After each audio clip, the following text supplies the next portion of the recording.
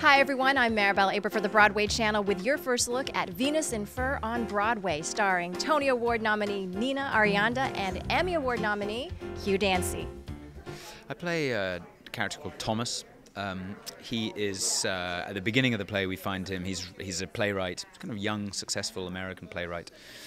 And he's written an adaptation of this novel, Venus in Fur, which is, in fact, a 19th century German novel. And he's trying to cast it unsuccessfully. In fact, he's infuriated at how little success he's having. And then Nina's character, Wanda, comes stumbling into the room, and that's where the play begins. In a kind of, he's forced to audition her. Well, it's hard to describe the story fully, only because it is so complex and it's so layered, and it's kind of not fair to put it in a box. Neither is it fair to put either of the characters in a box. But I will say that it's a power play. We touch upon anything you could possibly imagine: battle of the sexes, and kind of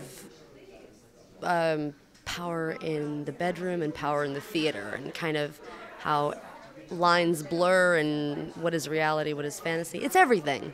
None of that made sense, but that's what it is. The chemistry between Nina and Hugh is sort of incandescent even in rehearsal, so I can't imagine what it's going to be like under lights on Broadway. But from the first moment that Nina and Hugh read the play around the table, I felt like my work was done because they were so good I didn't need to do anything more.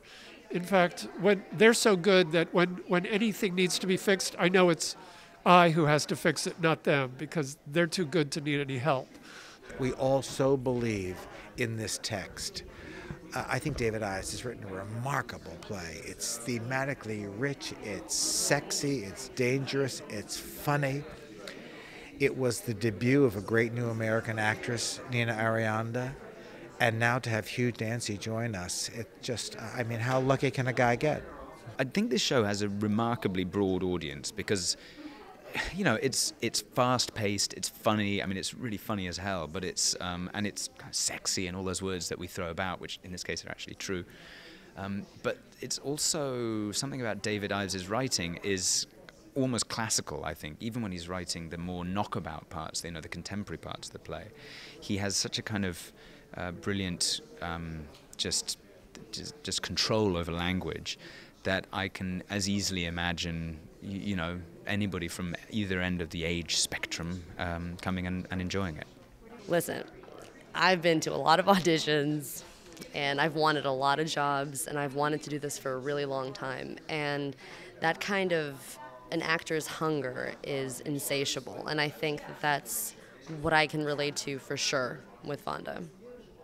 Well, I'm still surprised by the play, so I'd be amazed if other people aren't. You know, just when you think you've grasped what it is, oh, I see, you know, it's a comedy, or it just turns on itself.